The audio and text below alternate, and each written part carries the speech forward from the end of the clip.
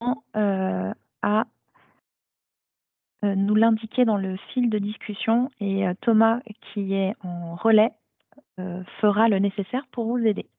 Donc l'enregistrement est lancé. Donc bonjour à tous, bienvenue pour cette séquence de Dites-nous tout du 4 avril.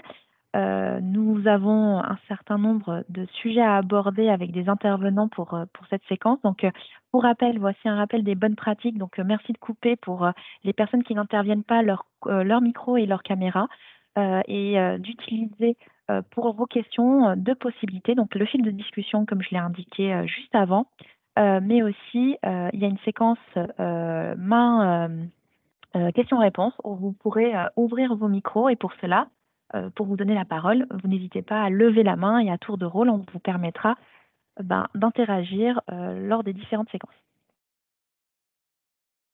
Donc, pour rappel, c'est bienvenue au Dites-nous tout. Donc, cette séquence de Dites-nous tout autour de mon espace santé était un temps initial d'1 heure. On a élargi ce temps à 1h30. On invite bien sûr tous les acteurs de la santé à y intervenir. Donc, ça embarque aussi bien les professionnels de santé, du sanitaire, du médico-social, mais aussi le libéral. Bien sûr, les acteurs régionaux, donc que ce soit ARS, GRAD ou l'assurance maladie. Les objectifs, il y en a 3 principalement. Le premier, c'est vous informer par rapport à mon espace santé parce que la solution évolue tous les jours. Pouvoir aussi poser vos questions et bien sûr, il y a un temps de témoignage et du coup, c'est l'occasion de mettre en avant des initiatives sur le terrain et aussi d'échanger sur des cas concrets. L'ordre du jour, on y reviendra tout à l'heure et puis voilà. Donc l'ordre du jour, non, parfait, tu peux passer. L'ordre du jour, donc premier temps sur les chiffres clés, donc avec notamment l'assurance maladie qui va revenir sur ces chiffres. On a avec nous la structure ICO qui va justement nous parler de son intégration de mon espace santé dans un parcours. On va revenir, et là c'est un point d'actualité, sur une étude qui a été lancée autour les Français et le numérique en santé, et bien sûr vous remettre en visibilité tous les outils qui sont à disposition. Donc ça c'est la séquence habituelle, et puis il y a une séquence d'1 demi-heure qui est plutôt dédiée au médico-social pour revenir sur des questions en lien avec l'expérimentation qui est en cours, mais pas que. Donc, pour les chiffres clés, si tu es toujours là avec nous, Sandrine, je te laisse la parole pour justement illustrer un peu concrètement comment ça se passe actuellement. Oui, bonjour à tous. Donc, on peut se féliciter des chiffres qui sont toujours en progression et très bons. Donc, vous voyez sur d'abord les activations de mon espace santé, on progresse chaque semaine. On a eu cette semaine versus la semaine dernière encore une progression des activations.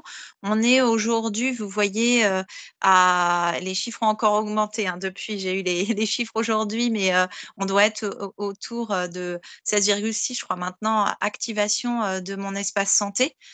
Et donc une progression qui ne se dément pas. Une fréquentation aussi régulière, puisque les personnes, notamment sur l'application, reviennent d'une fois à l'autre très fréquemment. Donc, on voit qu'il y a un usage quotidien, pas quotidien, c'est peut-être un peu exagéré, mais en tout cas par rapport aux besoins du parcours de soins qui se fait de plus en plus fréquemment.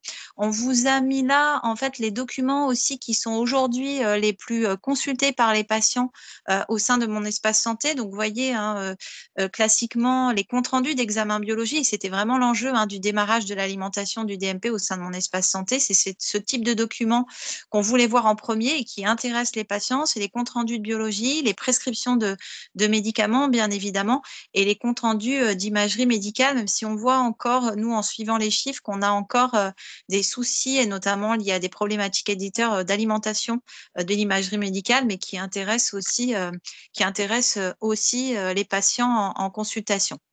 On peut passer au slide suivant.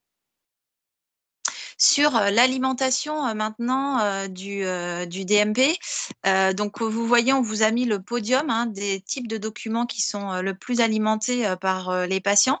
Donc on a tout mode de certificat, en fait, hein, c'est une appellation assez générique, une rubrique assez générique du DMP. Donc, tout certificat, ça peut être des certificats médicaux, notamment qui sont stockés dans mon espace santé par les patients pour les avoir en visibilité et les conserver de façon pérenne.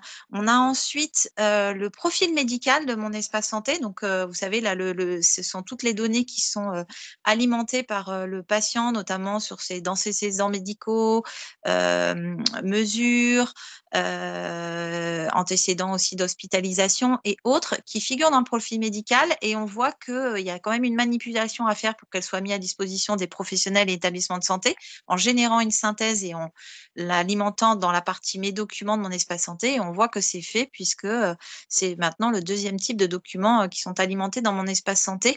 Et ensuite, la rubrique aussi un cas d'usage important et qu'on veut encore valoriser. On commence à faire des communications spécifiques sur le sujet avec des mémos qui ont été faits sur les volontés et droits du patient, avec la désignation, la mention des directives anticipées, la désignation d'une personne de confiance, qui sont des éléments très importants. Et en échangeant avec des représentants d'établissements, on voit qu'on doit vraiment communiquer là-dessus, sur ce cas d'usage qui est importante pour les patients, pour donner leurs éléments et leurs directives, et qui est importante à connaître aussi pour les professionnels de santé et notamment les établissements de santé.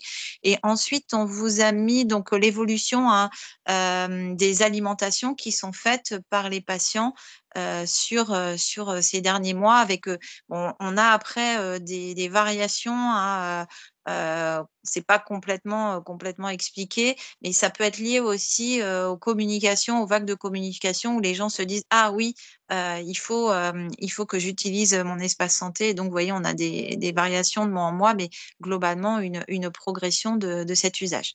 On peut passer au slide suivant. Donc ensuite, l'alimentation par les acteurs de santé, hein, qui continuent de progresser, avec maintenant les professionnels de ville, hein, qui sont premiers en termes de volume d'alimentation des DMP au sein de mon espace santé. En deuxième, les établissements de santé. Et en trois, les laboratoires de biologie, avec là aussi, hein, on le voyait tout à l'heure sur les documents alimentés par les patients, mais en premier de type de documents alimentés, les comptes rendus d'examen de biologie.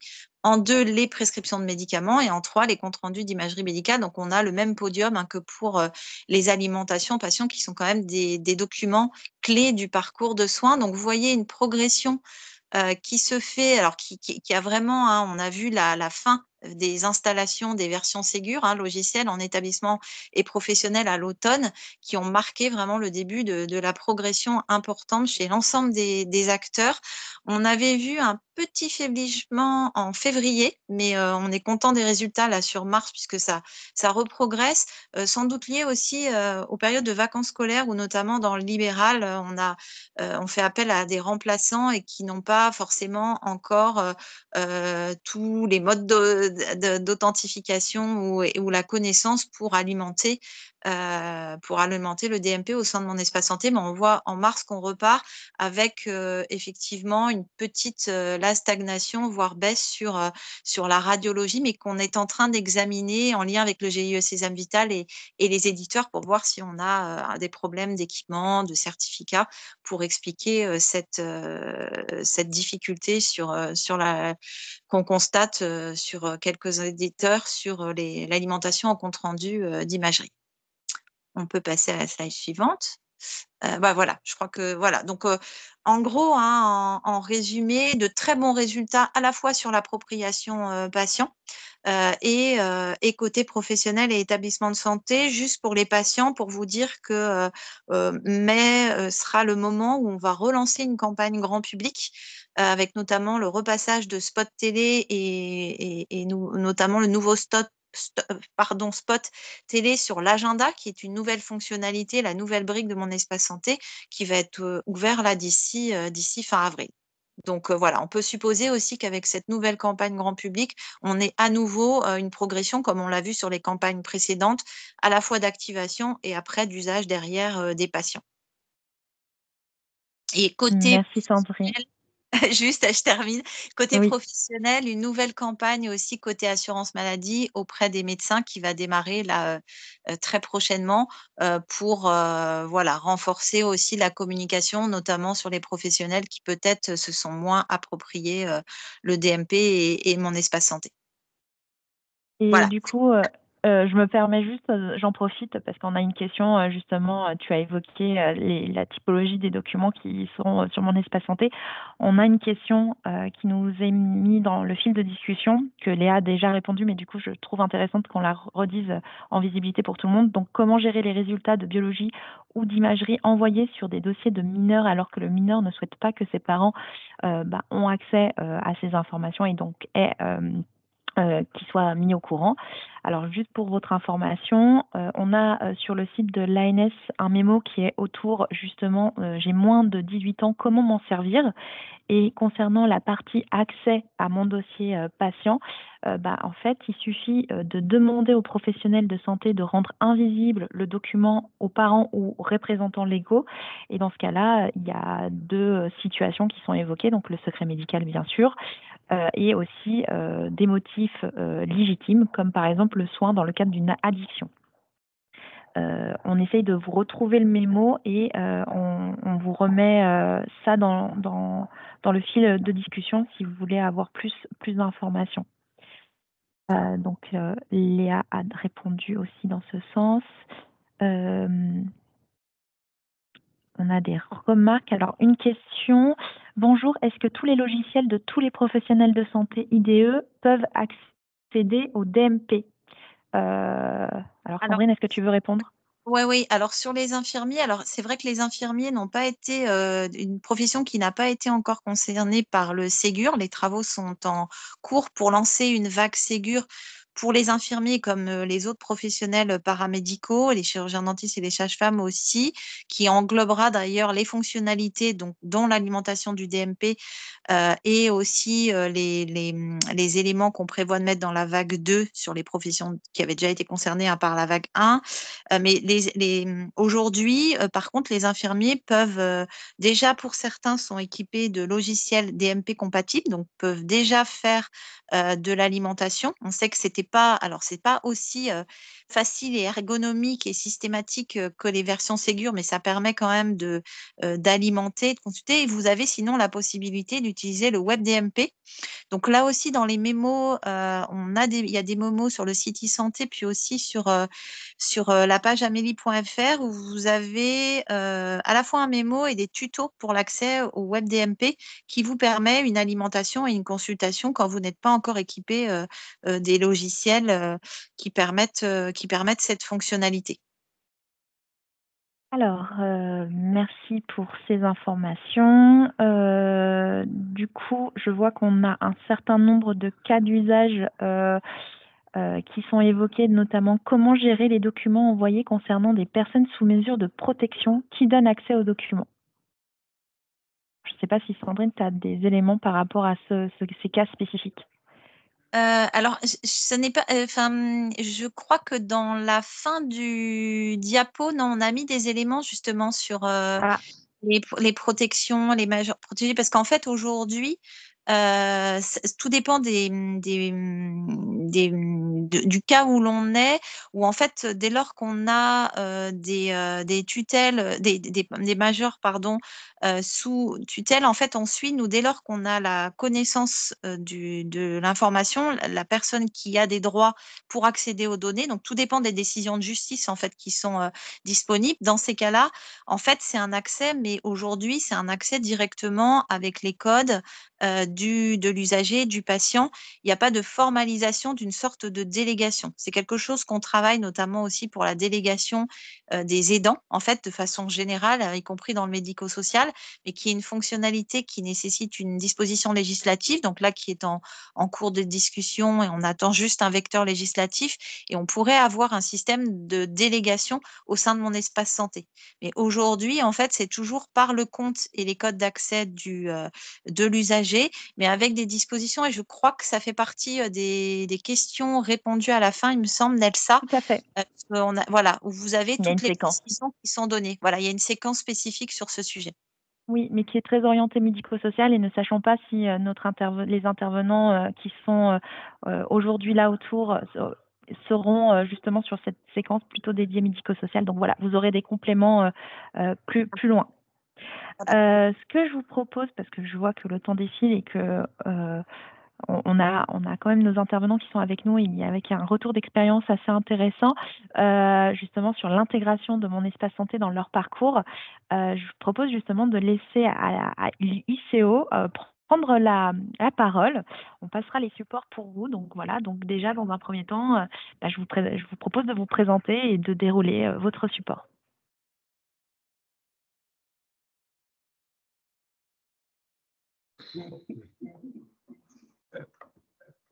Bonjour à tous. Il y a un écho de votre côté, je crois.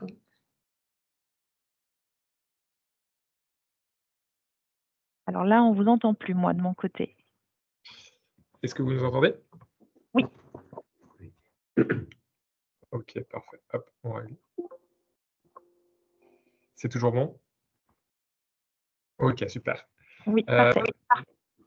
Super. Bonjour à tous. Merci de nous laisser la possibilité de faire ce retour d'expérience. Donc, effectivement, sur le démarrage du déploiement de mon espace santé globalement à l'ICO. Donc, ce qu'on vous propose, en fait, c'est de vous présenter un peu notre établissement pour comprendre les parcours de prise en charge qu'on a à l'ICO.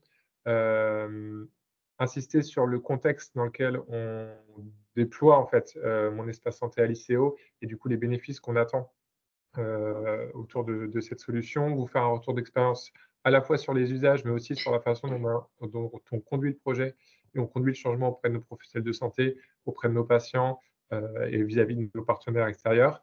Et puis, donner quelques clés de lecture sur les perspectives de poursuite de ce projet au sein de notre établissement.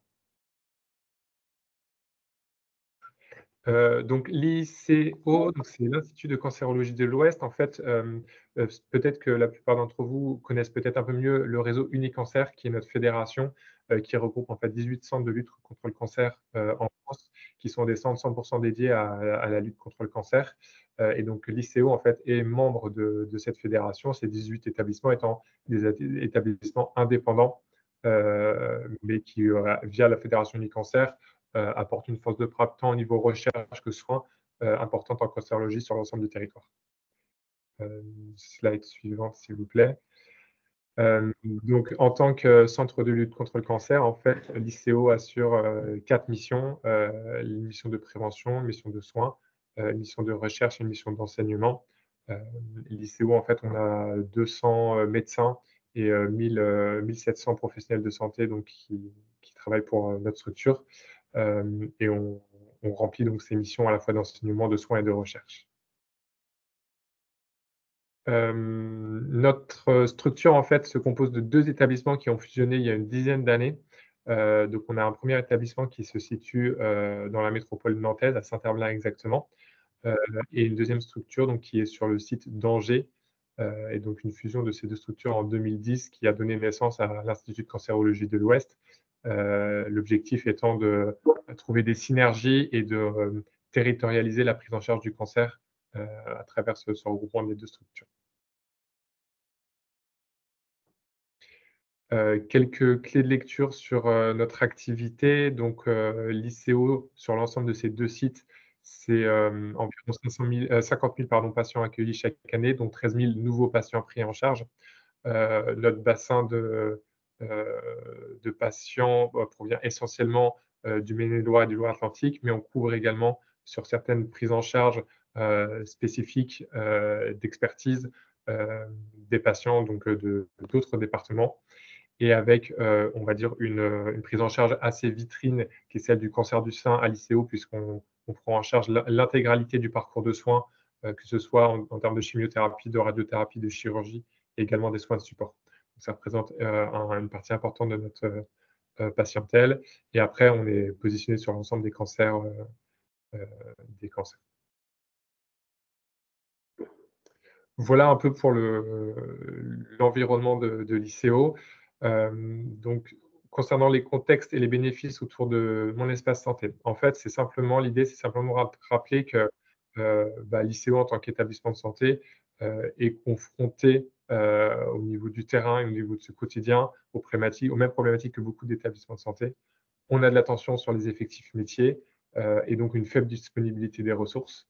Comme tout établissement hospitalier, on a beaucoup de projets de transformation à mener en parallèle, que ce soit au niveau du SI, que ce soit au niveau de nos organisations hospitalières. Et on a des préoccupations qui sont prioritaires. J'ai cité ici celle de la cybersécurité notamment. Et donc, en fait, on a un terreau qui finalement n'est pas si favorable à se saisir de façon pleine et entière de mon espace santé et prendre un outil tel que mon espace santé pour le coller dans notre organisation. Autre élément de contexte important aussi, et il faut souligner, c'est qu'au niveau national, on a des objectifs qui nous sont donnés, des objectifs d'usage qui sont vraiment orientés quantitatifs.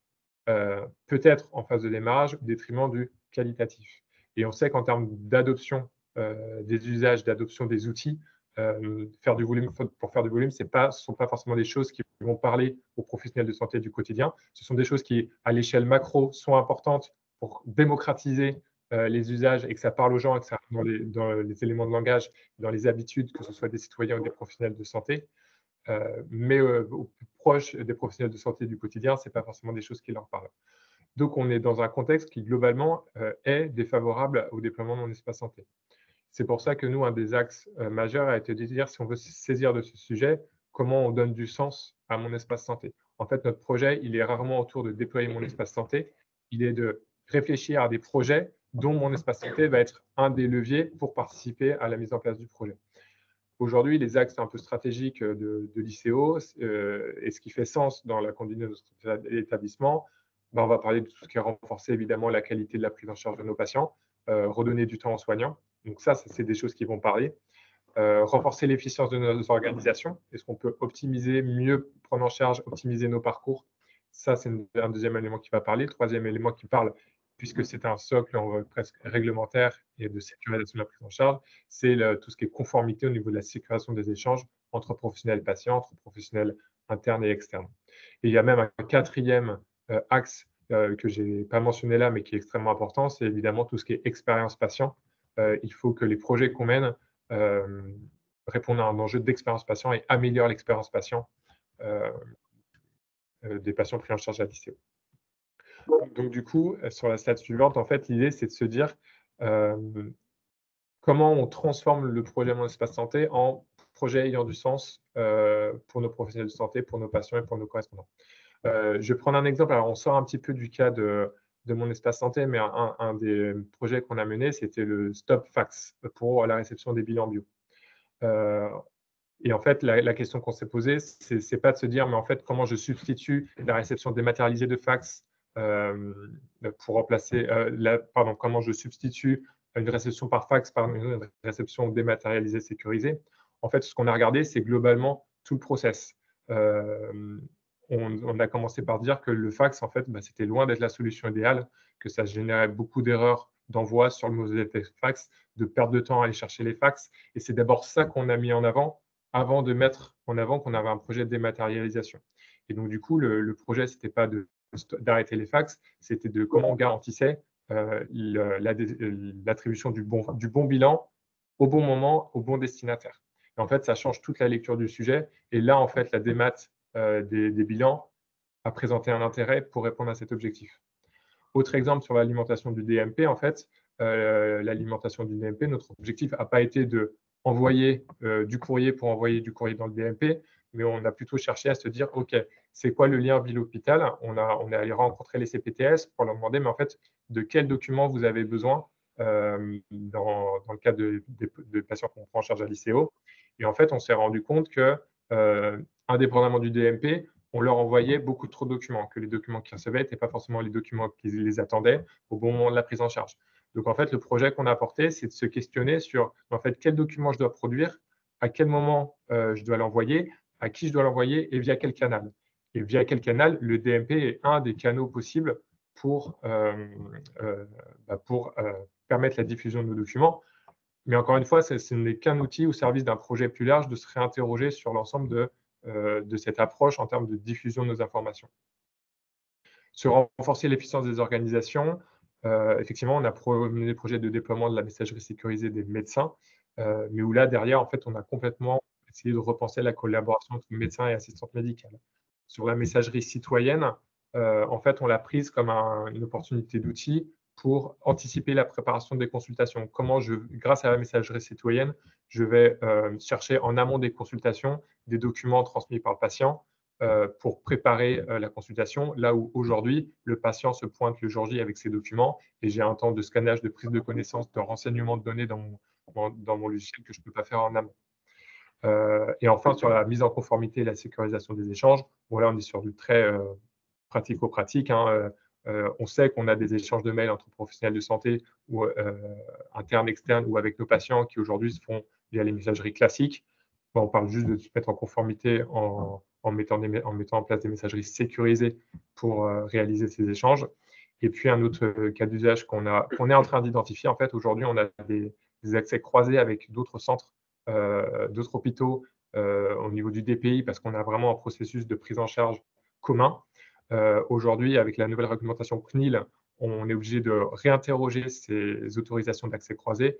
Et donc, du coup, on est en train de voir dans quelle mesure le DMP sera la solution alternative pour mettre fin aux consultations croisées de DPI et aller nativement consulter les documents dans le DMP. Voilà, c'est vraiment quelques exemples pour faire passer le message que nous, notre objectif, il n'est pas de déployer mon espace santé. Ce n'est pas l'objectif premier, en fait. Mon espace santé est plus un outil pour répondre à des projets que nous, on a définis. Du coup, l'idée, c'est maintenant de mettre un peu de concret derrière tout ça en prenant quelques cas d'usage, notamment sur la chirurgie. Peut-être, Karine, je te laisse réexpliquer un peu le cheminement qu'on a eu depuis 2 ans maintenant pour arriver à nos cas d'usage d'aujourd'hui.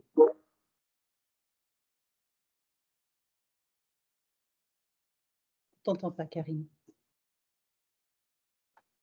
Tu prends le relais sur les prochaines? Ah, on n'a entendu que la fin de la phrase. Ah, est-ce que tu prends le relais, Catherine, sur les slides là? Oui, si tu veux. Bonjour, Catherine Repussard, je suis référente processus métier et je travaille beaucoup sur tout ce qui tourne autour de mon espace santé. Donc, on a eu toute une chronologie pour mettre en place l'alimentation du DMP. Et puis, la deuxième étape, c'est aussi mon espace santé, la messagerie sécurisée citoyenne. Donc, en octobre 2022, on a commencé notre phase pilote de DMP sur l'utilisation, vous le verrez après, de l'application Lifun pour nous faciliter l'envoi. En mars 2023, on a commencé l'intégration des lettres de liaison, compte rendu d'hospitalisation et compte rendu opératoire. A suivi une deuxième étape en juin 2023 sur l'intégration des ordonnances. En juillet 2023, on a intégré les comptes rendus de médecine nucléaire et d'imagerie. Et depuis le début de l'année, on a commencé à alimenter aussi via la messagerie citoyenne. Donc, on est en phase pilote qu'on a débuté en février 2024. On a fait un retour d'expérience la semaine dernière avec un phoning patient pour aussi avoir le retour parce que, comme disait Jean-Baptiste, ce qui est important pour nous, c'est aussi de voir les deux faces, en fait, notre expérience, mais aussi celle du patient. Voilà pour cette slide. Merci. On vous a mis un petit cas d'usage pour le secteur de la chirurgie. Donc, notre circuit, on va partir du rendez-vous d'hospitalisation chirurgie. Donc, on a la possibilité d'envoyer sur la MSSC la convocation avec les documents joints. Donc, on est vraiment encore dans la phase pilote, mais notre premier retour est très positif. Lorsqu'on est dans le séjour d'hospitalisation, à la sortie, on va pouvoir envoyer le compte-rendu opératoire, la lettre de liaison et les ordonnances de sortie. On va les déposer sur le DMP. C'est un process automatisé aujourd'hui.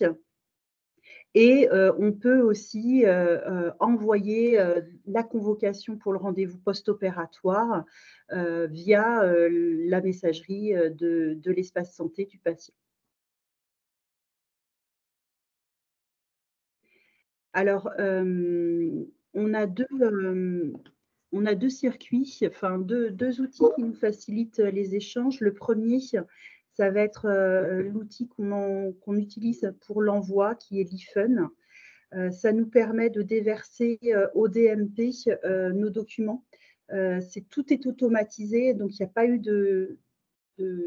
d'action supplémentaire des assistantes médicales, ce qui fait que sur le terrain, il y a eu une adhésion assez facile des secrétariats. On a aussi la possibilité d'envoyer les convocations sur la messagerie sécurisée de mon espace santé. Donc, toutes les convocations sont en reconnaissance automatique. Là encore, on n'a pas d'action manuelle de la secrétaire. Et elles ont aussi la possibilité d'envoyer d'autres documents. Et là, ça va être elles qui vont aller faire l'action sur l'e-Fun pour l'envoi de ces documents. Et on a une deuxième phase d'expérimentation dans notre phase pilote MSC qui a débuté là depuis le début de semaine, la possibilité d'échanger avec le patient de manière sécurisée via la messagerie sécurisée citoyenne depuis les boîtes secrétariat, puisqu'on avait mis en place en amont tout ce qui était messagerie sécurisée. On a doté aussi bien les médecins et les secrétaires, ce qui va faciliter les échanges mails sécurisés. Slide suivant, s'il vous plaît. Je te laisse reprendre la main, Oui, Karine. oui. Ouais. Alors, ouais. Donc, on a fait quand même des retours d'expérience pour toute cette expérimentation. La messagerie sécurisée citoyenne, c'est quand même un changement de pratique pour les assistantes médicales. Donc, Catherine est en lien étroit avec elle et c'est ça qui est aussi important chez nous, c'est qu'on a vraiment des retours de terrain facilités. Et ça permet d'avoir aussi le retour des dysfonctionnements qu'elles peuvent rencontrer. Elle propose aux patients aujourd'hui l'envoi des documents sur leur messagerie citoyenne et on a la facilité de ne pas avoir une contrainte technique en plus, donc une perte de temps en plus. Pour le DMP, donc il n'y a pas d'action supplémentaire, donc c'est pas une perte de temps, mais c'est pas un gain de temps.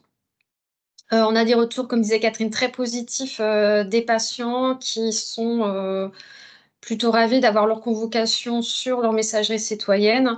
Également, on a commencé à avoir des retours des médecins de ville qui apprécient d'avoir les documents, notamment les prescriptions très rapidement après un séjour d'hospitalisation du patient et le rencontrer la semaine suivante, avoir les ordonnances. Donc, ils sont vraiment satisfaits de cette démarche.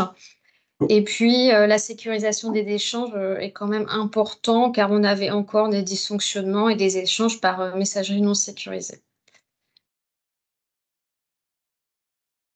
Alors, la conduite de projet, nous avons deux directions, la direction des parcours qui intègre les assistantes médicales et la direction des systèmes d'info.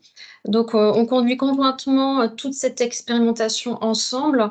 On a différents audits de terrain pour chaque évolution de mon espace santé, avec un retour d'expérience de terrain, comme je vous disais, quand même très présent. Le temps dédié direction du système d'info qui est quand même pas anodin, avec des dysfonctionnements, on vous en reparlera si vous le souhaitez, avec l'e-Fun.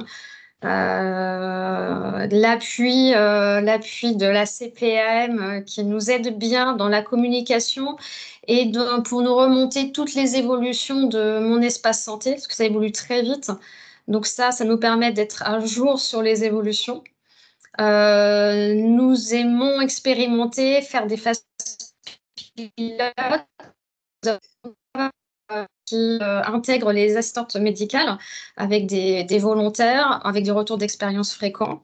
Et enfin, on communique très facilement. Les assistantes médicales communiquent sur cette expérimentation lors des consultations. Alors ça, c'est un document qu'on a souhaité faire pour communiquer sur mon espace santé, mais en lien avec les pratiques de l'ICO. Donc, il y a 3 rubriques et les questions clés. La première, en haut à gauche, précise comment sont stockés leurs documents dans mon espace santé et ce que nous, ICO, intégrons. La lettre de liaison, le courrier d'hospi, les comptes rendus opératoires et ordonnances. Donc, c'est évidemment un document qui est amené à être évolué au fur et à mesure des performances de mon espace santé. Nous avons également tous les avantages du profil médical où ils vont retrouver l'histoire de leur maladie. Également tout un pan, et là je pense qu'on le développera rapidement, sur la messagerie sécurisée citoyenne. Comment l'utiliser, est-ce qu'il y a des échanges possibles, etc. Et à la fin, on a mis les 3 questions qu'on nous pose le plus souvent, qui sont: est-ce que mes données sont bien sécurisées? Qui a accès à mes documents? Et enfin, est-ce que je peux échanger avec mon médecin via la messagerie citoyenne? Est-ce que je peux déclencher une conversation ou pas? Donc, c'est ces 3 questions-là qu'on a décidé de mettre et qui vont évidemment évoluer assez rapidement. Et je vais vous présenter par la suite comment on a communiqué sur communication, stratégie de communication pour les professionnels de santé et stratégie de communication pour les patients.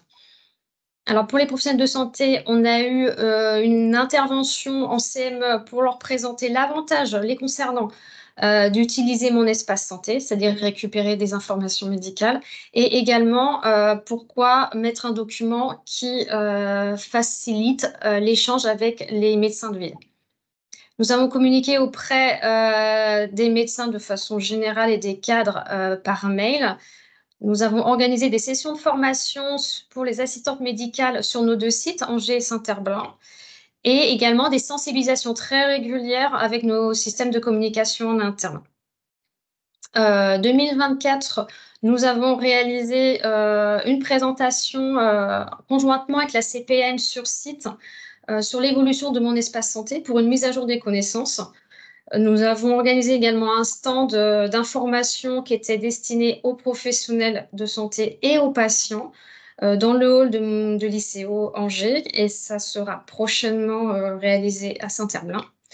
Et également une formation destinée aux assistantes médicales qui participent au pilotage des nouvelles mises en place comme masse messagerie citoyenne. Alors, la communication pour les patients est importante. Donc, j'ai parlé des stands dans nos halls au mois de mars et avril. On a également des campagnes d'affichage dans nos ascenseurs, des temps dédiés très utiles. Une information qui va arriver dans le livret d'accueil avec des flyers, la flyer en salle d'attente et en consultation.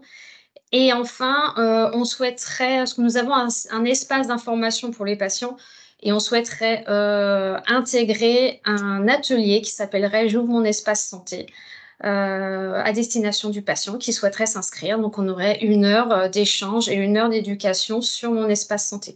Donc, on va le tester une première fois et puis nous referons l'exercice si c'est nécessaire.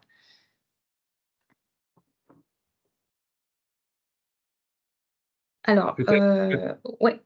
C'est, on met en regard mon espace santé, et nous, on a une application et un portail patient qui s'appelle Mon ICO.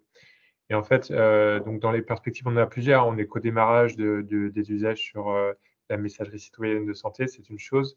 On est qu'au démarrage, voire balbutiement, sur comment nos professionnels consultent le DMP pour récupérer de l'info. Ça, c'est clairement pas aujourd'hui complètement déployé, mis en place chez nous. On est encore au stade de réflexion.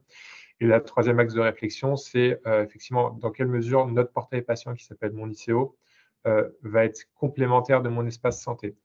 Dans quelle mesure il ne faut pas qu'il se positionne ni en doublon, ni en surcouche, ni en sous-couche. Et en fait, aujourd'hui, nous, on avait un peu une feuille de route d'enrichissement du portail patient Mon ICO, avec notamment tout ce qui est rendez-vous, l'agenda en ligne des patients. On sait qu'aujourd'hui, c'est le prochain chantier au niveau de mon espace santé. Donc, en fait, on s'interroge de comment on veille à être pertinent entre ce qu'on enrichit dans mon espace santé et ce qu'on enrichit dans mon ICO. Et c'est vraiment quelque chose qui est clé pour ne pas perdre les patients non plus dans les usages des différents applicatifs numériques. Alors, on estime à peu près 50% des patients qui étaient au courant de mon espace santé quand on les interroge. Donc, ce qui est très, très positif. Juste en complément de ce que vient de dire Jean-Baptiste par rapport au DMP. Donc, pardon, Éric Chevetier, je suis DSI adjoint de l'Institut. On s'est aussi inscrit, enfin, l'ICO s'est aussi inscrit sur le projet d'expérimentation de la consultation du DMP. Bon, on a eu une réunion hier ou avant-hier, je suis un peu perdu dans les jours. Voilà, donc on continue en fait cette démarche-là et notamment en fait mettre en avant cette consultation du DMP et notamment pour ce qui avait été dit tout à l'heure pour trouver un moyen d'échange avec nos partenaires qui sont les CHU, aussi bien du CHU d'Angers ou CHU de Nantes, parce qu'on est sur deux sites. Voilà ce qu'on pouvait vous dire dans le temps imparti. J'espère qu'on l'a respecté à peu près. Oui, vous l'avez respecté. D'ailleurs, pour revenir, c'est un peu aussi cette idée, hein, mais vous l'avez évoqué. Hein. Dans un premier temps, il fallait créer cet espace. Donc, ça a été le premier temps dédié, donc créer mon espace santé. L'objectif, c'est d'éviter le sujet du DMP qui était de se dire un DMP vide. Donc, du coup, il y a eu un gros effort au travers de la vague 1, au travers de l'alimentation. Et là, on va vraiment avec la vague 2 sur la partie consultation et notamment qui a été évoqué avec une expérimentation qui a été lancée hier, justement sur l'expérimentation autour de la consultation de mon espace santé. Et ça sera d'autres informations où on vous tiendra au courant. Et sans doute, ça sera plutôt sur la fin d'année où on fera un retour d'expérience en lien avec cette expérimentation. Sur la partie perspective qui a été évoquée, justement, ça montre bien aussi l'évolution à venir. C'est que dans un premier temps, on retrouvait dans mon espace santé un catalogue d'applications et c'était juste l'idée de référencer des applications qui respectaient un certain nombre de critères en termes de sécurité, mais pas que. Et demain, les référencements permettra, en tout cas aux solutions qui le souhaitent, de pouvoir communiquer. Donc ça, c'est la suite. Donc vous voyez bien l'intérêt aussi de venir lors de ces Dites-nous-tout, c'est d'être un peu au courant de toutes ces évolutions qui arrivent. Peut-être pas assez rapidement pour vous, mais en tout cas, il y a des évolutions et au niveau national, les équipes sont d'attaque. Peut-être alors déjà, grand merci à l'équipe PCO pour la présentation et je vois qu'il y a des remerciements et des bravos qui vous sont transmis. Il y a une question qui est justement, alors attendez, je les avais notées justement pour pas les perdre. C'était comment traitez-vous la réception et l'envoi des RCP? Donc voilà, et la même question pour les PPS. Donc ça, c'était la première question. Et puis, il y avait une autre question qui était associée, c'était de savoir si vous pouviez indiquer quels sont les logiciels métiers que vous utilisez au sein de votre structure. Je vais peut-être prendre la dernière. Je pense ils sont bloqués. la question, c'est des scares de... Vous nous entendez? Ouais, ça sera mieux, ouais. Vous m'entendez mieux. Il y a des petites coupures. Ça coupe. Oui. Non, ça coupe. Alors, c'est DXCare, le logiciel métier. Je vais te répondre à leur place. Quant à la RCP, actuellement, il n'y a pas de lien entre le DCC et le DMP. Donc, la RCP est envoyée directement depuis le DCC. Et d'ailleurs, pour évoquer ce sujet, il y a des travaux qui sont en cours justement pour voir comment le DCC faire le lien. et faire le lien avec mon espace santé, justement. Alors, je regarde le timing, je vois qu'on est un peu juste, donc je vous propose qu'on... c'est mieux? Alors, ça coupe un petit peu. Ça coupe. Bon, écoutez, n'hésitez pas à nous faire des questions. Si on ne peut pas les répondre en séance, on essaiera justement de répondre dans un deuxième temps, peut-être pour le prochain Dites-nous-tout.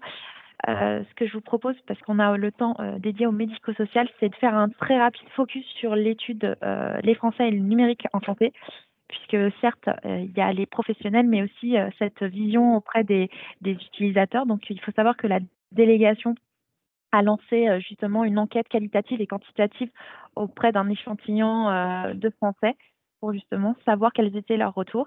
82% des Français déclarent finalement connaître mon espace santé, et sur cette partie de la population, en tout cas de cet échantillon, 50% l'utilisent, 32 l'ont mais ne l'ont jamais utilisé, enfin ont connaissance mais ne l'ont pas utilisé, et d'autres ont déclaré justement ne pas en avoir entendu parler. Donc on voit qu'il y a quand même une bonne connaissance de la solution, et que la moitié de la population utilise l'outil.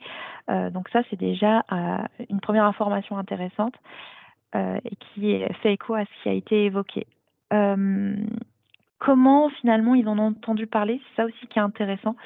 C'est que souvent, on nous dit qu'il faut sensibiliser les usagers et que les assurés, et que par conséquent, c'est au national. Mais finalement, on se rend compte aussi au travers de l'enquête que, en fait, c'est les services de proximité. Donc, parfois, justement, en tant qu'assuré, voilà, sur le site Amélie, il y a l'information, sur le site MGEN. Donc là, c'est le premier positionnement. Le deuxième positionnement, c'est finalement le médecin qui est presque prescripteur de mon espace santé. Et puis, le troisième qui a été évoqué, c'est la partie média. Et c'est vrai qu'il y a eu quand même beaucoup d'actions, aussi bien au niveau national. Donc, je me permets juste de faire un petit rappel où en septembre, si j'ai bonne mémoire, Sandrine, corrige-moi, il y a eu une communication sur des pubs, enfin publicitaires, des spots publicitaires qui ont été diffusés, et aussi au niveau local, donc en région, il y a un certain nombre d'actions qui sont portées par les coordonnateurs. Donc voilà, donc C'est laquelle qui il veut pas. Ah, je crois qu'il y a un micro qui est ouvert, donc bon. Donc voilà, donc ça c'est pour la partie comment les Français sont informés sur mon espace santé.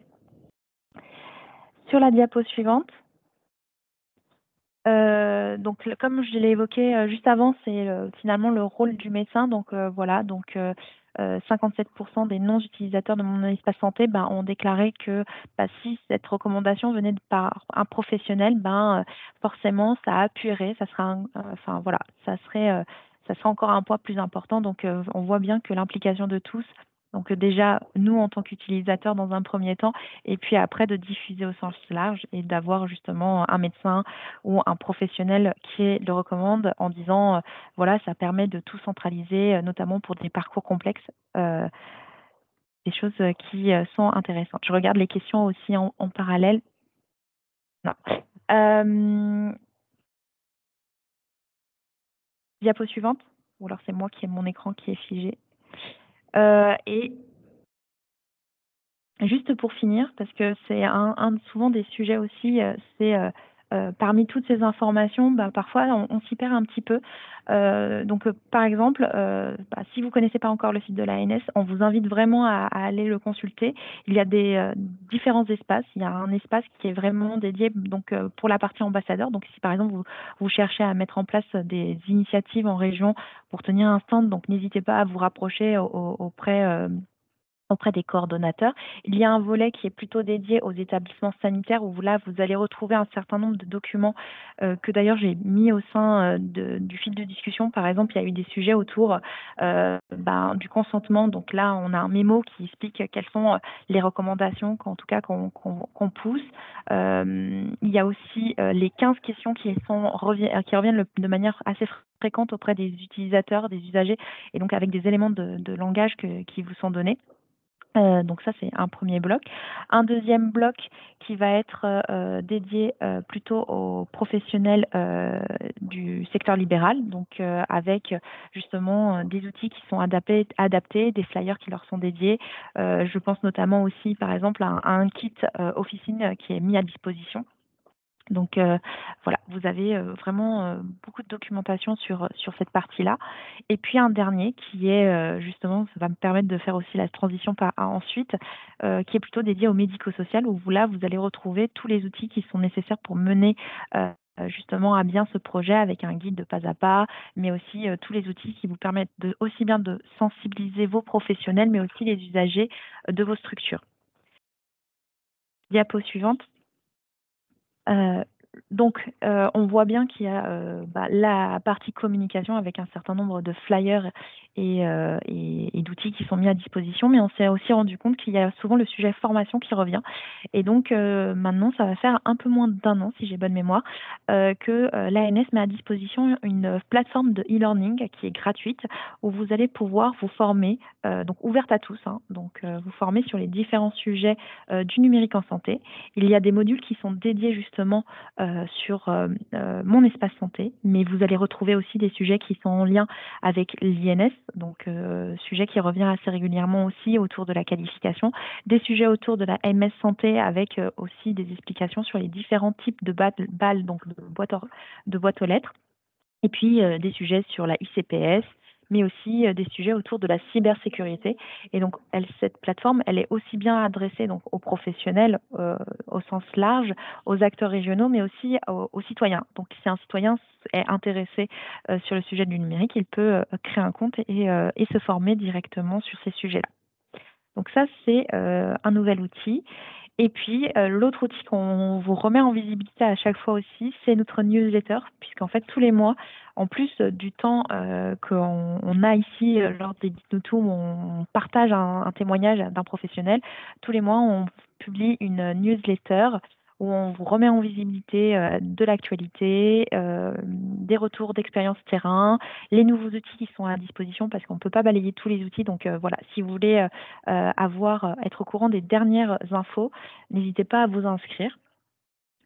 Et je crois que c'est la dernière diapo avant de basculer sur le sujet médico-social. Je pense qu'on a répondu à quelques questions en lien. Alors, pour répondre à la question qui revient assez régulièrement en disant est-ce que le support sera mis en ligne? Oui, il sera sur le site de l'ANS. Vous allez retrouver à la fois le replay d'aujourd'hui et aussi le support avec tous les liens cliquables et donc qui vous facilitera finalement l'accès à toute la documentation. Mais si vous cherchez une information, n'hésitez pas vraiment à aller consulter le site de l'ANS, la page de Mon Espace Santé.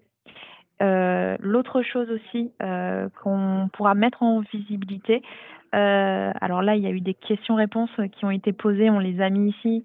Je vous propose peut-être on aura l'occasion la fois prochaine de revenir peut-être plus en détail, puisque on a la demi-heure médico-sociale. C'est que on vous met à disposition un formulaire. Sur ce formulaire, lors des Dites-nous tout, où vous pouvez nous poser des questions.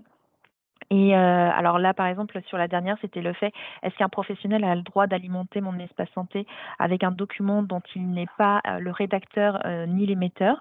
Donc voilà, c'est des questions qui nous sont posées de manière assez régulière. Donc la réponse, c'est que bien sûr, un professionnel va pouvoir alimenter un document d'un autre professionnel, mais c'est le professionnel A, donc ce premier professionnel qui sera déclaré comme auteur du document et qui du coup endossera la responsabilité légale. Et s'il faut faire des modifications sur ce document-là, ça sera par conséquent au professionnel qui aura déposé le document qui devra faire les manipulations pour supprimer le document qu'il a déposé ou pour justement le modifier si le cas échéant.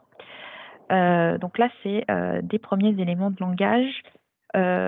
Et je vois qu'on est 14 heures et je crois que nous avons nos collègues du médico-social qui sont déjà d'attaque pour la prochaine séquence. Donc, rendez-vous le 2 mai pour le prochain Dites-nous où on vous transmettra prochainement l'ordre du jour sur les réseaux sociaux. On essaye de vous informer, mais sachez qu'il y aura toujours un temps sur l'actualité de Mon Espace Santé et les grandes nouveautés. Et maintenant, je laisse la parole à Léa pour la partie expérimentation dans le secteur médico-social. Merci Nelsa. Je vais prendre un micro. C'est bon? Super, merci. Désolée, petit problème de micro, mais on a réussi à enlever l'écho. Donc, bonjour à tous. Effectivement, là, on bascule sur la partie médico-sociale. Donc, ça s'adresse aux ESMS pilotes notamment, hein, qui font partie de l'expérimentation, mais pas que. Hein, si vous êtes intéressé par ce sujet-là parce que vous travaillez avec des ESMS vous êtes bien sûr les bienvenus dans cette session. Donc, aujourd'hui, pour l'ordre du jour sur ce Dites-nous tout, donc comme un peu d'habitude, hein, on a eu pas mal de questions qui sont remontées du terrain et particulièrement sur voilà, les créations, les activations de profils, les problématiques concernant les adresses mail, également sur le cas des mineurs protégés et puis aussi de la co-gestion du profil avec un parent. On a eu aussi des questions sur les tuteurs. Euh, donc, on l'a évoqué un petit peu là en début de séance. Et puis, du coup, sur la délégation aux aidants. Donc, voilà, en termes d'ordre du jour, ça va être un peu les sujets qu'on va vous proposer avec des éléments de réponse. Et puis, n'hésitez pas à nous poser vos questions directement dans le chat ou à réagir en levant la main si vous souhaitez avoir des compléments. Alors, donc pour commencer, comme je vous disais, on a eu pas mal de questions autour de la création, de l'activation du profil, et puis quelques questions autour de des adresses mail pour pouvoir activer, pour pouvoir créer le profil. Donc, on vous propose de commencer par ce sujet-là, et puis de vous remettre en visibilité les grandes dispositions, les grands textes qui concernent cela. Donc, ce qu'il faut savoir, c'est qu'il y a eu une campagne d'opt-out, c'est-à-dire que l'assurance maladie a créé automatiquement des dossiers Mon Espace Santé pour les personnes qui étaient affiliées à un régime de sécurité sociale français. Donc, aujourd'hui, il y a une très grande partie, alors j'ai plus exactement en tête, mais Sandrine nous en a parlé juste au démarrage de la séance, mais il y a une très grande partie donc, des Français qui ont déjà un espace santé qui est créé.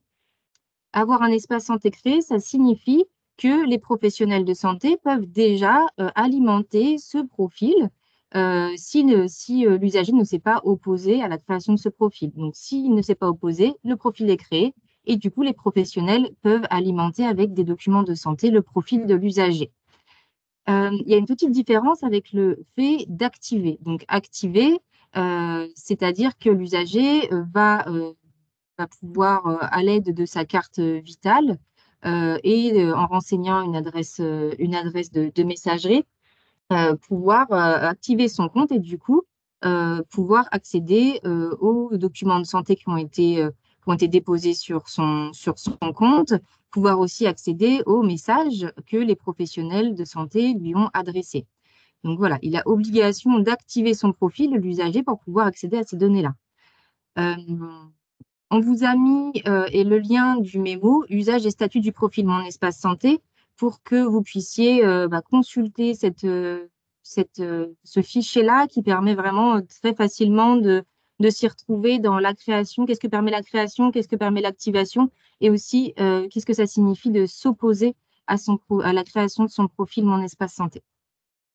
Alors, ensuite, on a une question qui était revenue pas mal de fois et qui était remontée pendant les pilotes là, avec l'expérimentation. C'était, peut-on activer son profil Mon Espace Santé sans une adresse mail personnelle?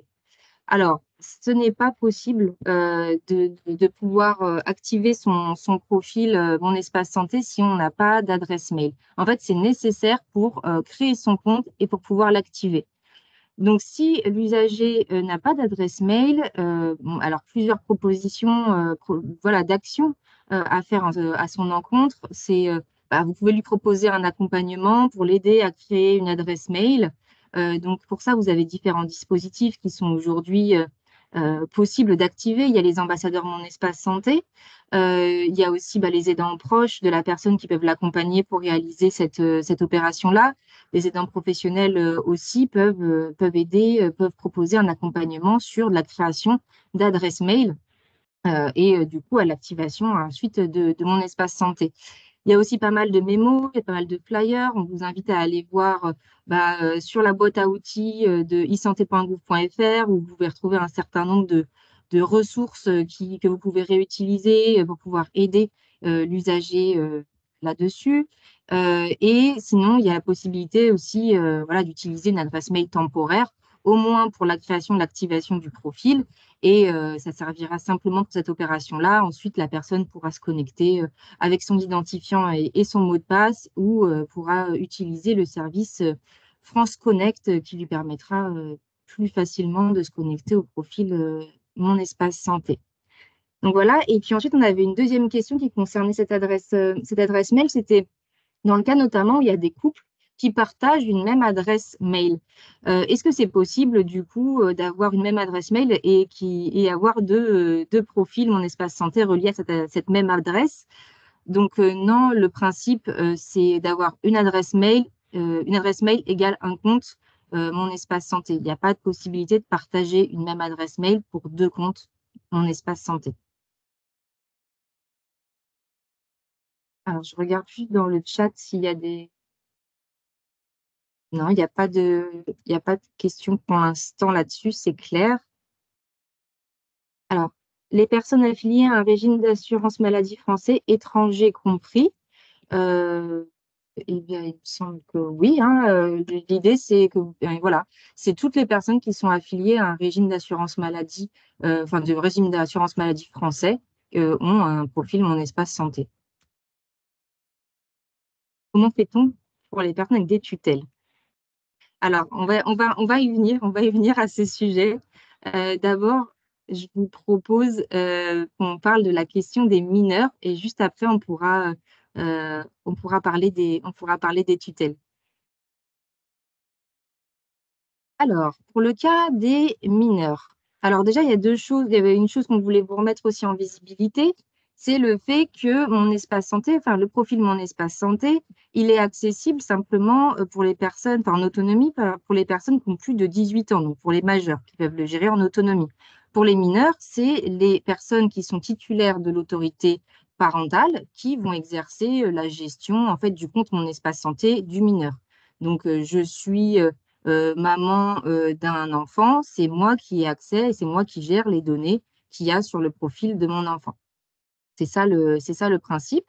Et en fait, il y a la possibilité de rattacher un deuxième, enfin voilà, le coparent de la deuxième personne, le second représentant légal, à la gestion de ce compte-là. Donc, du coup, voilà, les deux parents pourront accéder au compte du mineur. Donc, ce qu'on vous a mis en visibilité aussi, c'est deux fiches qu'on a réalisées qui sont disponibles encore sur le site isanté.gouv.fr. Il y a une première fiche qui concerne la fiche personnel jeune parent. Donc, ça permet de voir comment Mon Espace Santé est utilisé par des jeunes parents. Et puis, ça revient sur ces grands principes-là de modalités de fonctionnement. Donc, n'hésitez pas à la consulter.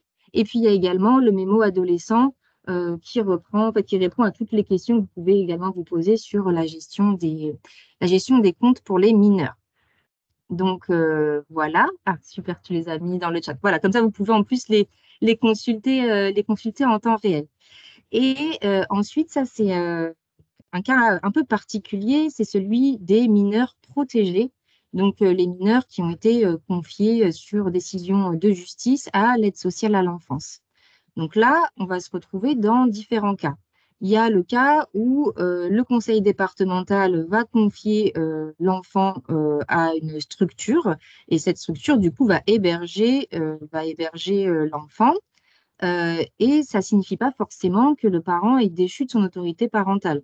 C'est possible que le mineur soit hébergé, mais que les parents aient toujours l'autorité parentale. Auquel cas, ils ont toujours accès au profil Mon Espace Santé de leur enfant. Dans le cas où le mineur est sous la responsabilité de l'aide sociale à l'enfance et que les parents sont déchus de leur responsabilité parentale, dans ce cas-là, cette responsabilité est transférée à l'aide sociale à l'enfance. Donc, c'est-à-dire que le parent ne peut pas accéder au profil Mon Espace Santé de son enfant, puisque logiquement, ça a été transféré à l'aide sociale à l'enfance. Donc ça, c'est un cas que l'assurance maladie a bien dans le viseur, c'est un cas qui est bien identifié, mais aujourd'hui, ce n'est pas encore effectif. Qu'est-ce qui n'est pas encore effectif? C'est le fait que l'ASE peut rattacher le compte du mineur à en fait, une personne morale. C'est un cas qui n'avait pas forcément été anticipé, ou en tout cas pas tout de suite mis en production. Donc là, ça, c'est un cas qui est identifié, donc ça sera mis en place, il y a des travaux qui sont en cours. Et ensuite, on a un troisième cas, c'est le cas en fait des mineurs donc, qui sont sous la responsabilité de l'aide sociale à l'enfance et qui sont dits autonomisés, c'est-à-dire que les parents n'ont plus d'autorité sur cet enfant-là. Dans ce cas-là, on les considère comme des mineurs ouvrant droit et, et du coup, il n'y a pas de compte Mon Espace Santé qui est ouvert pour eux, puisque en fait, ce qui était le principe général était que on pouvait avoir accès à Mon Espace Santé qu'à partir de 18 ans. Ça n'avait pas été prévu autrement. Donc là aussi, c'est un sujet qui a bien été identifié et qui est actuellement en cours d'instruction pour voir comment est-ce qu'on peut quand même permettre à ces mineurs autonomisés d'avoir accès à leurs données de santé dans cette situation qui est quand même assez particulière.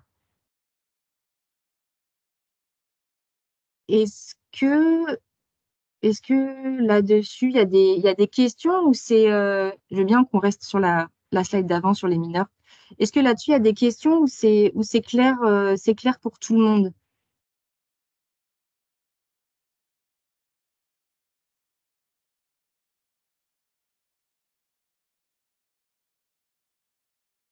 Non, Ok, je vois des pouces. Alors, Bah, écoutez, c'est attends, j'en très profite. bien. J'espère que ça répond à vos questions parce que je sais qu'il y avait eu quand même euh, beaucoup de questionnements dans ce sens-là. Donc, c'est pour ça qu'on souhaitait un petit peu éclaircir les choses aujourd'hui. Donc, les travaux en cours pourront amener des DMP utilisables pour les professionnels, probablement. C'est-à-dire, en fait, c'est-à-dire utilisables par les professionnels de l'ASE, c'est ça? Oui. En fait, l'idée, ce sera ça, oui. Je pense que ça, c'est des choses qu'il faut qu'on travaille. Il y a deux choses, à mon avis. C'est soit effectivement, on donne la possibilité aux professionnels de l'ASE de pouvoir consulter le profil du mineur Mon Espace Santé. Soit ça peut peut-être aussi se passer sous forme de délégation d'accès, en se disant que c'est peut-être aussi comme ça que ça peut se passer. Mais là, pour le coup, c'est pas encore tranché cette question-là. Je pense que ça nécessite des travaux.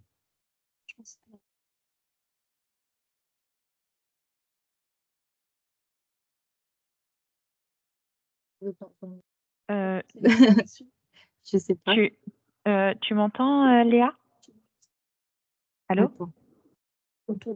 On t'entend, Sandrine. Ou autre prof autour Ah du non, c'est jeune. pas Sandrine, c'est Nelsa. Oui, Nelsa, Excusez-moi. l'idée, c'est Non, que il y a de on toute façon, t'entend, les Nelsa, mais professionnels de j'ai l'impression l'ASE puissent alimenter le DMP avec les documents médicaux du jeune. Après, on sait aussi que dans les structures protection de l'enfance, il y a aussi assez peu de professionnels qui sont médicalisés. Donc, c'est pas forcément dans ces structures il va avoir les professionnels qui vont permettre de pousser de l'info.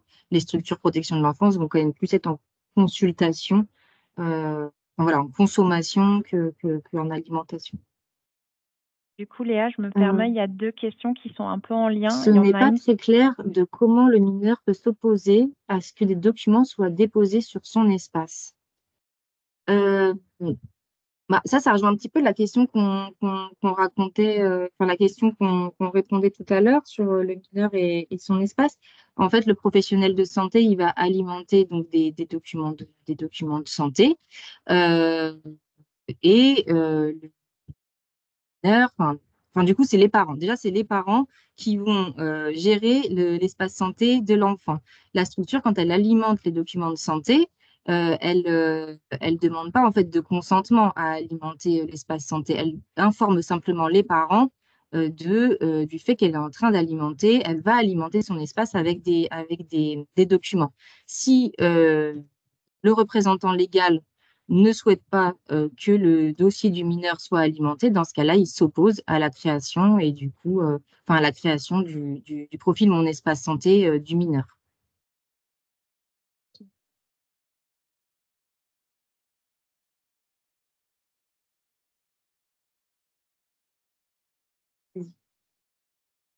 Oui. Non, c'est bon. Alors, vous m'entendez? Oui, je vois différents sujets justement par rapport aux mineurs. Donc, il y avait cette histoire d'activation et du coup, il y a le cas où justement le mineur ne veut pas que son représentant légal soit informé. Du coup, la question a été posée aussi en tout début de webinaire, plutôt sur la partie finalement un peu orientée plutôt pour le secteur sanitaire. Alors oui, en fait, là, c'est plutôt... Alors, il y a un mémo qui vous avait été mis justement en lien pour toutes les personnes qui ont moins de 18 ans. Un mineur a la possibilité auprès du professionnel de santé d'indiquer qu'il ne veut pas que l'information se retrouve sur mon espace santé. Et dans ce cas-là, en fait, il informe le professionnel de faire en sorte que l'information soit invisible aux parents ou aux représentants légaux. Et alors, notamment, on avait évoqué le cas où justement il y a des soins autour de l'addiction. Donc voilà, ça c'était un cas d'usage. Et c'est vrai que concernant l'activation de mon espace santé, vu que, alors je parle sous couvert du médico-social, l'équipe, c'est que les mineurs sont rattachés aux parents, sauf certains cas où justement il y a des sujets, mais je crois que c'est la diapo juste après. Non, en fait, c'est celle-ci. Ah, c'est celle-ci, d'accord. Oui.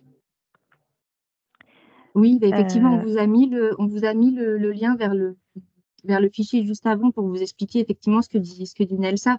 Il y a des cas dans lesquels il y a la possibilité que le professionnel n'alimente pas le profil pour certaines régions, voilà, donc c'est laissé à l'appréciation du professionnel. Mais on peut tout à fait comprendre que dans certains cas, ça peut être aussi de l'IVG, effectivement de la dicto. Le mineur n'est pas envie que les représentants légaux soient au courant de ces choses qui sont sensibles. Peut-être qu'on peut passer à... Oui, il y a une question de Yannick, allez-y.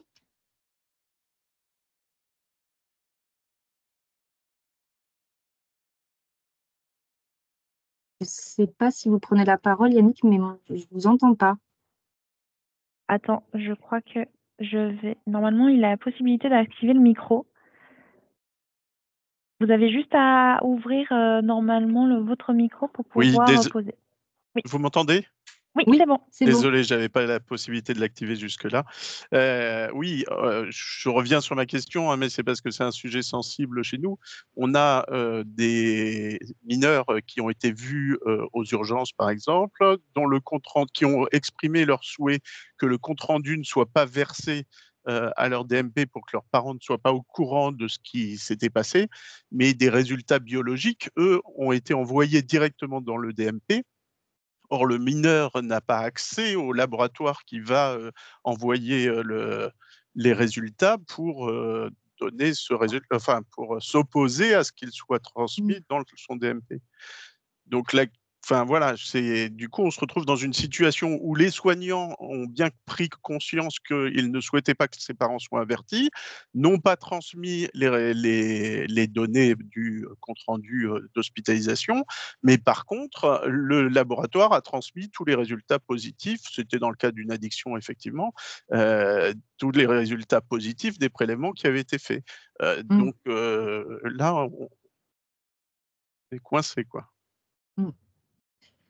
C'est vrai que le fait que si le laboratoire alimente en automatique, il faudrait que, je sais pas, il faudrait qu'il soit averti avant de ne pas pouvoir déposer ça ou de le masquer, de le rendre invisible. Je sais pas si... Jusqu'à présent, on n'a pas cette possibilité-là de s'opposer justement à ce que ce résultat biologique soit versé automatiquement sur le DMP. Oui, parce que c'est vrai que la stratégie nationale a été de faciliter finalement l'alimentation et du coup, il y a eu beaucoup de choses qui ont été faites pour automatiser. Et là, face à des cas aussi spécifiques pour le médico-social notamment, on se rend compte que il y a des cas où c'est pas forcément pertinent et du coup il faut qu'on rectifie un peu le tir en disant voilà comment je transmets l'information pour m'assurer que le laboratoire ne va pas déposer des documents alors qu'on a reçu justement le fait que la demande explicite de soit de pas déposer, soit de rendre invisible, parce que parfois on n'est pas contre le fait de pas déposer, mais de rendre invisible l'information à certaines personnes. Oui, c'est Et c'est vrai exactement que ça. là, on a encore des évolutions à faire, mais c'est grâce à en fait, c'est aussi l'intérêt de ces échanges qu'on a avec vous, c'est d'identifier un peu tous ces cas pour après faire encore évoluer mon espace santé en intégrant ces spécificités. Mais en tout cas, merci pour ce retour. On le remontera aux équipes produits qui sont gérées plutôt côté assurance maladie. Merci à vous. Alors, je vois qu'il y a une autre main levée.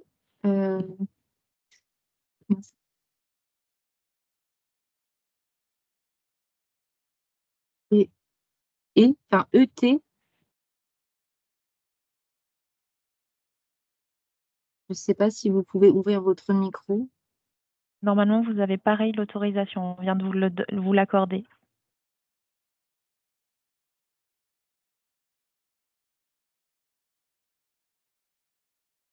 Si vous rencontrez des difficultés, n'hésitez pas à inscrire votre question sur le fil de discussion.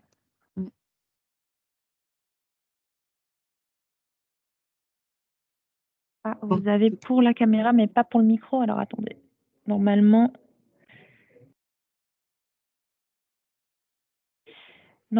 vous avez la possibilité d'ouvrir les deux, si je ne me trompe pas, de mon côté.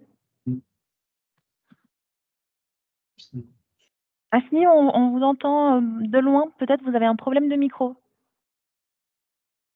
J'ai entendu. Ah, c'est sur la question sur le RGPD. D'accord. Alors attendez, je reviens sur la question. Article 8 du RGPD, la majorité numérique en France est fixée à 15 ans et pas à 18 ans.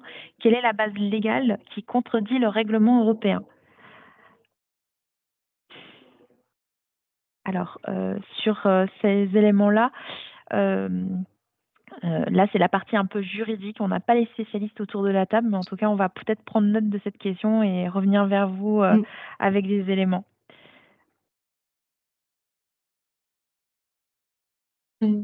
Ok, alors je vois l'heure qui tourne un peu.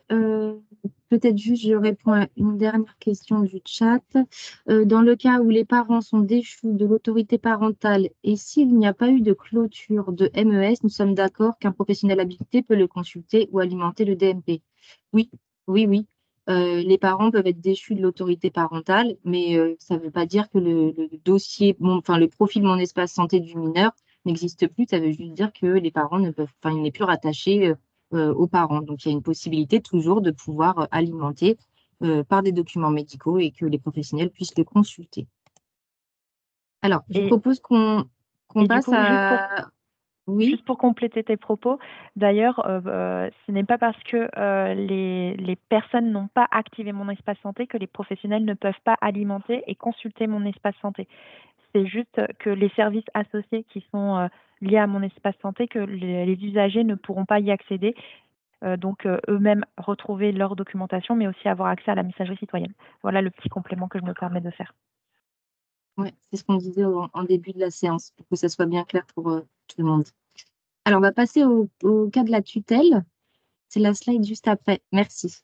Alors, on a eu aussi beaucoup de questions sur les tutelles. On vous a remis là dans la slide, même si elle est très fournie. Je ne vais pas vous lire tout ce qu'il y a noté, mais c'est pour que vous ayez bien toutes les informations.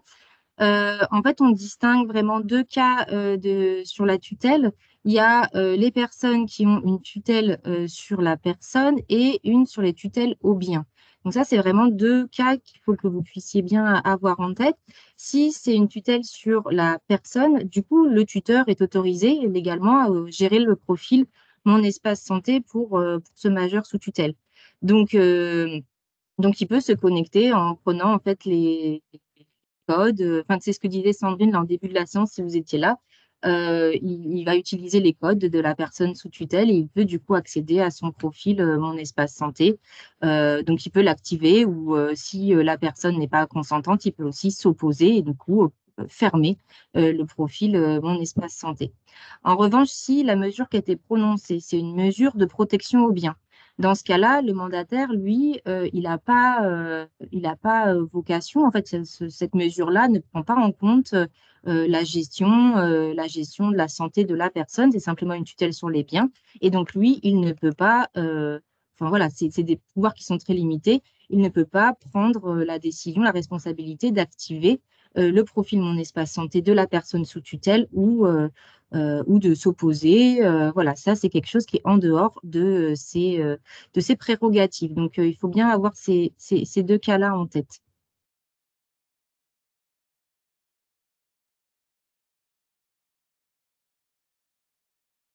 Est-ce que ça, c'est clair?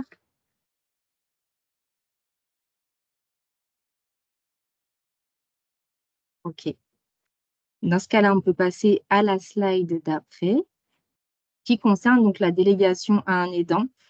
Donc, on sait que pour le médico-social, les personnes ne peuvent pas forcément en autonomie en fait activer leur profil Mon Espace Santé, aller sur le profil et remplir des données de santé. Ça, on sait que ça peut être compliqué parce que c'est des personnes, voilà, c'est des personnes âgées, c'est des personnes en situation de handicap, ça peut poser des difficultés. Et donc, ce serait intéressant de mettre en place une possibilité de déléguer à un aidant l'ouverture, l'activation et la gestion de ce profil-là. Aujourd'hui, ça, c'est pas encore disponible sur Mon Espace Santé. C'est une fonctionnalité que je sais que vous attendez avec beaucoup d'impatience. À savoir que nous, on est toujours en attente en fait du verrou. Aujourd'hui, il y a un réglementaire. Il faut qu'il y ait quand même une base juridique sur laquelle on puisse s'appuyer pour pouvoir proposer cette fonctionnalité-là. Aujourd'hui, elle n'existe pas et elle est embarquée dans le projet de loi de fin de vie. Donc, vous avez sûrement dû voir que il y a eu une petite accélération autour du passage de ce projet de loi à l'Assemblée. Donc, on a bon espoir que ça puisse avancer. Néanmoins, aujourd'hui, c'est pas encore effectif. Et l'idée aussi, c'est que vous, pilotes, pendant l'expérimentation, vous puissiez nous faire remonter aussi tous les cas dans lesquels il y a besoin d'avoir une délégation d'accès à un aidant. Et peut-être aussi que vous commenciez à réfléchir un peu à comment on identifie un aidant, comment on déclare un aidant, comment est-ce que cet aidant peut se connecter. Cet aidant aussi, est-ce qu'il a la visibilité sur l'entièreté en fait du profil Mon Espace Santé de la personne aidée ou simplement sur une partie? Voilà, l'idée aussi, c'est qu'à travers l'expérimentation, on puisse mieux qualifier ce besoin-là. Et donc, une fois que la partie réglementaire sera derrière nous, on puisse opérationnellement pouvoir rendre ça opérationnel sur la plateforme. Alors, je vois une question de Séverine. Une personne sous tutelle à la personne ne peut donc pas ouvrir son espace santé sur l'autorisation de la tutelle. C'est une bonne question. Pour moi, non. En tout cas, la tutelle doit lui demander, le tuteur doit lui demander s'il consent ou s'il s'oppose à la création de Mon Espace Santé. Donc lui, il doit, la tutelle doit revenir vers la personne pour recueillir son consentement. C'est un peu comme ça que ça se passe. Les échéances sont pour quand? Pour l'instant, c'est compliqué de vous donner un calendrier. On sait que là, le projet de loi, on a entendu que ils veulent accélérer dessus, mais on n'est jamais à l'abri ça prend toujours du temps, la navette entre de toute façon l'Assemblée nationale et puis le Sénat. Donc, on ne peut pas vous donner de calendrier, mais on espère que courant 2024, ce sera passé. Alors, question: comment une personne qui a refusé d'avoir un DMP peut-elle changer d'avis? Alors, les personnes sont libres de s'opposer à la création d'un espace santé. Elles peuvent très bien le fermer si elles le souhaitent. Et si elles changent d'avis, elles peuvent très bien le réouvrir. quand vous fermez mon espace santé, ça ne veut pas dire que vous le fermez pour toute votre vie. Vous pouvez très bien vous dire pendant 5 ans, voilà, je n'ai pas d'espace santé, puis finalement, je me rends compte que c'est hyper important pour coordonner les soins, parce que j'ai une maladie qui nécessite la coordination entre plusieurs professionnels. Et dans ce cas-là, je peux réactiver mon espace santé.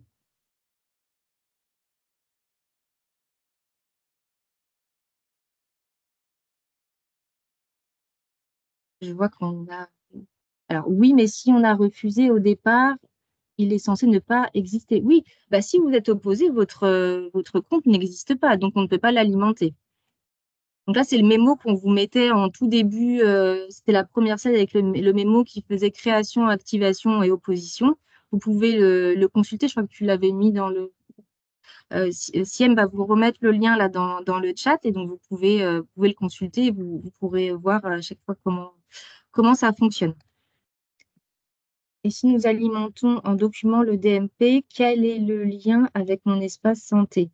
Et quand vous alimentez le DMP, en fait, ça, c'est la brique coffre-fort numérique des documents de mon espace santé. Donc, quand vous l'alimentez, ensuite, la personne, l'usager qui a activé son espace santé, elle peut voir les documents que vous avez alimentés. En fait, quand vous alimentez le DMP, vous alimentez le profil mon espace santé de la personne. Oui, on ne devrait plus dire DMP, mais souffle Fanny. C'est vrai parce que ça crée des confusions. Je vois qu'il est 31. Je vais juste passer à la slide d'après où on avait quelques questions qui étaient remontées vers le formulaire, en fait, que vous connaissez sûrement, qui nous permet d'avoir donc aussi vos questions. Quels sont les documents obligatoires à alimenter dans mon espace santé pour les résidents d'EHPAD? Donc, il faut savoir que contrairement au secteur sanitaire, dans le médico-social, il n'y a pas de réglementation aujourd'hui qui oblige les professionnels à déposer dans mon espace santé. En revanche, on recommande très fortement pour les EHPAD notamment, d'alimenter avec le projet personnalisé, avec le DLU, le dossier de liaison d'urgence, et aussi avec les prescriptions et tous les comptes rendus. Et ensuite, il y avait une autre question concernant les campagnes de bug bounty qui avait été posée. Donc, on avait répondu à la personne par mail directement, mais vous pouvez également retrouver la réponse ici avec tous les détails. Mais en tout cas, voilà, c'était un programme qui avait été ouvert en février et qui a été renouvelé jusqu'à fin 2024.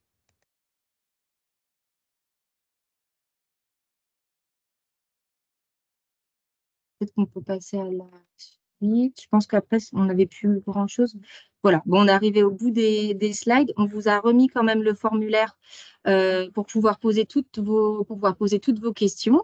Donc, si vous avez des questions à nous faire remonter, vous pouvez le faire via ce Forms ou via vers partenaires territoriaux. Je pense à ARS, GRAD, les collectifs SI. Donc, ça nous permet ensuite d'alimenter la séance. Qu'on est un petit peu en retard. Je vais juste répondre aux 2 dernières questions et puis après, on va clôturer. En tout cas, je vois que certaines personnes commencent déjà à nous quitter. Alors, est-ce qu'un mineur autonomisé qui n'a donc pas accès à mon espace santé a tout de même un DMP qui permet une coordination pour son compte par les professionnels ou non? Et pour moi, oui, il existe, mais il ne peut pas l'activer, en fait. Ce compte existe, il peut être alimenté, mais par contre, comme c'est un mineur, il ne peut pas avoir accès à ce compte. Donc, peut-être à vérifier avec l'assurance maladie, parce que ça, c'est vraiment des cas assez particuliers sur lesquels ils sont en train de travailler actuellement. Donc, voilà, à confirmer. Pour les aidants, peuvent-ils avoir accès aux directives anticipées quand la personne n'est plus en mesure de suivre son espace santé? Non, en fait, on est toujours dans cette attente de la délégation d'un accès aux aidants. Du coup, il faut qu'il y ait cette délégation pour que l'aidant puisse accéder à puisse accéder au profil Mon Espace Santé de la personne et du coup puisse remplir cet encart Mon Espace Santé. Donc là, faut le faire, faut le faire avec lui, mais pas à sa place. En tout cas, nous, on ne peut pas le recommander dans ce sens-là.